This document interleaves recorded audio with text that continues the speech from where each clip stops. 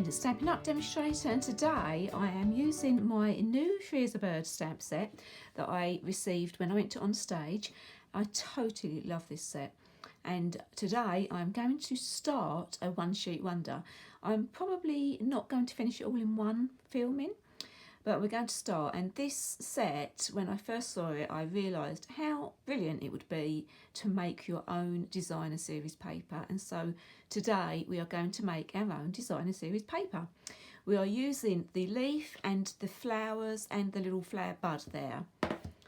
And I've already mounted these all up, and we're going to be using Memento ink. And we're going to start with our leaves, and we're going to be using these after. Let's get them out of the way. We're going to start with the leaf and just going to stamp that randomly all over our sheet. Okay, so I've finished stamping all over my, this is a 12 by 12 Whispered White, I forgot to tell you that. And don't forget to stamp off the edges as well. Don't just stamp all in the middle. And now I'm going to go with the biggest flower that we have, and again we're just going to be stamping randomly all over the sheet again. I finished stamping my big flower, and now I'm going to come in with my smaller flower and again randomly stamping all over. And then lastly I'm coming in with my little tiny bud, and I'm going to stamp in the gaps that we have left. Okay, so I've completely finished stamping my piece of 12 by 12, and you know, it actually looks really lovely already. And I'm going to actually do some colouring now. Obviously this is going to take a little bit of time, and I'm not going to make you watch me, but I'm going to be using Old Olive Light, and all I'm going to be doing is colouring my leaf in completely with Old Olive Light, and then I'm going to just be getting a little bit of dark and putting it down one side. You can do it the other way round, put the dark at the edge and then blend in with the light. And then my bud, I'm just going to be putting a little bit of Old Olive at the bottom there. And then I've got some light Daffodil Delight, and I'm just putting a tiny bit of yellow. I'm not colouring the whole thing in. And I move on to this one, and I am just doing yellow in the middle there. And actually I forgot to bring my smoky slate in, and I'm just going to do a tiny bit of smoky slate, and this is the light smoky slate, and just in those little shadows, they're stamping up of quite handily, giving you a little bit of shadow there, so you can see the lines where the shadow is meant to go, and the shading rather than shadow. And I'm just going to do exactly the same with the tiny little blossom there. Okay, and I've actually finished colouring it in, and it took me 20 minutes to do that. And I actually, in the centre of the flowers, I actually put a little bit of the dark Daffodil Delight in there as well, to make it pop a little bit. How beautiful is that? I really, really love that. It's such a good idea. And we're going to do a little bit of cutting now. So I'm bringing in my trimmer. I'm going to cut this at 6 inches. So just straight down the middle. There we go. So we have our 6 by 6 piece of paper, and we are going to do scoring and a little bit of cutting. So I'm going to put this on 1 centimetre, and we're going to score. And then we're going to put it on to 2 centimetres, and we're going to cut. And we're going to do that again. So 1 centimetre, we just move that out of the way, and score, and 2 centimetres, and cut. And these are going to be our handles, so I'm going to put that to one side, and we're just going to move that to one side for a moment. So with our remaining piece of paper, we've cut the handles off, so with our remaining piece of paper, it's a rectangle, so we are going to fold this in half. I'm just going to gently run my foam folder. I'm going to bring in my trimmer, and with the folded edge going in first, we're going to put that on 1.5, so 1.5 centimetres, and we're going to score. Just going to run that over a few times because we want it to go through to the other side as well. And then with the open side, we are going to score at 1 centimetre. Okay, so this bag is on, I saw it on Pinterest, and I'm trying to think, where did I see it? I think it was BB Cameron.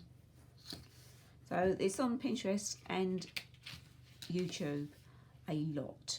So this sort of style.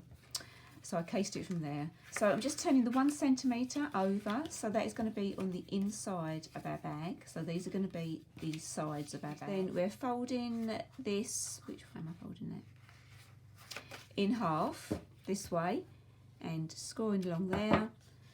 And then we're folding the other score line that way.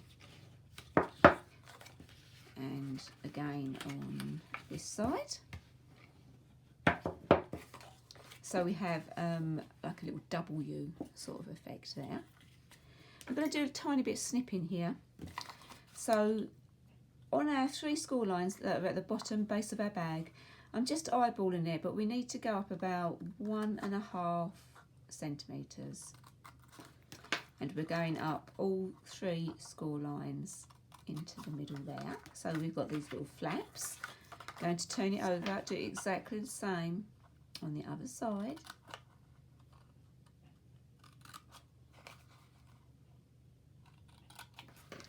And then these pieces are going to fold in. So they're going to be inside our bag, and they are going to be useful later on. So don't snip them off, although it's not the end of the world if you do. It's just, you just have a few gaps in the bottom of your bag. There we go. And so now we want some, going to bring in our tear and tape. So with the tear and tape, if I can find the end, here it is. Choose one side of your bag and put the tear and tape at the top down to the base there and close to the edge, and then do it on the other side.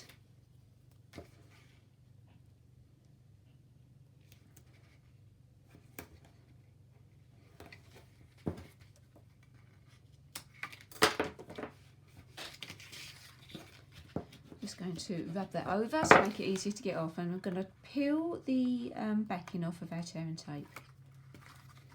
Now, the eagle-eyed among you might have noticed that my paper has changed, and that is because I have now filmed this stage. This is my 3rd attempt, because I keep coming off the camera. When I watch it back, I've gone whoop, and I'm doing it down there and you can't see what I'm doing.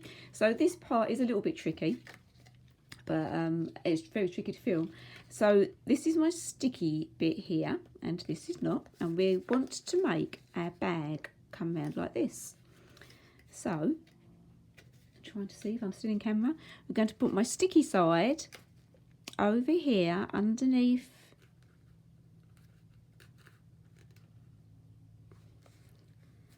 my flappy bit there, so my flap bit there. Okay, and then we're going to do exactly the same on the other side, so sticky side's there now. And am I still in camera?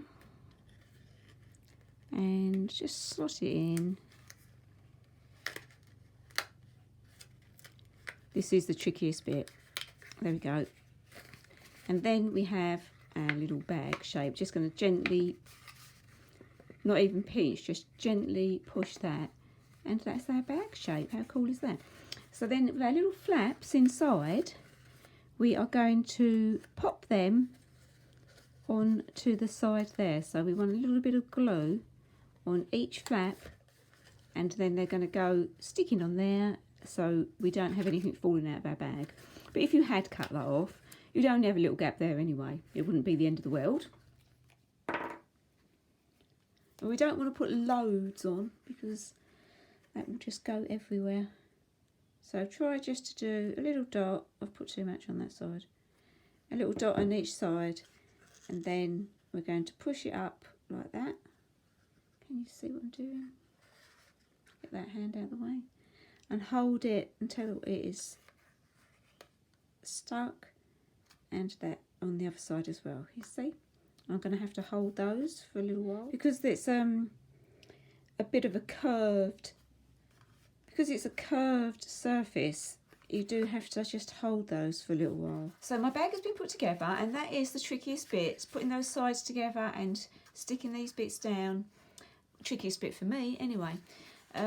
It's easier if you're using a designer series paper and not the Whisper White, because the designer series paper moves a little bit easier, it's a little bit thinner. So I've actually made it a bit harder by stamping on the paper, but it is possible. Might be a good idea if you've not made it before to just practice with some scrap paper. Okay, so we're going to do the handles now, and these are the ones that we did earlier. We cut these off and they've got a nice score line down the middle, so just going to burnish those. So I've just got a little bit of snail here, and I'm just going to run that down and fold it over. And that's handle number one. I'm going to do exactly the same with this one. You could use wet glue or a bit of tear and tape, but as I seem to be getting a bit messy with my wet glue today. Okay, so then we've got our two handles, and then what we're going to do is we're going to get our bone folder and just run it over our bone folder, so we're just breaking those fibres down so it is a bit curly, and that is going to make a nice curly handle. And these are really nice actually, these handles. They're quite sturdy, which is good. So I'm going to put my handles on now, and there's two ways of, well, there's more than two actually, but the way you can either put them on the outside like this, or on the inside.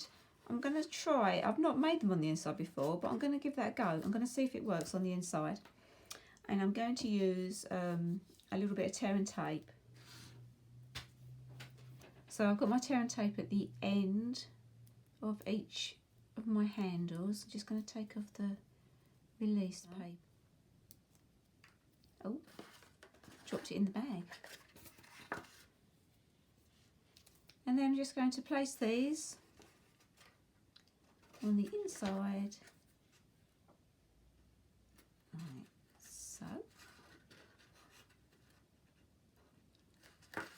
And then I'm going to do the same with the other one.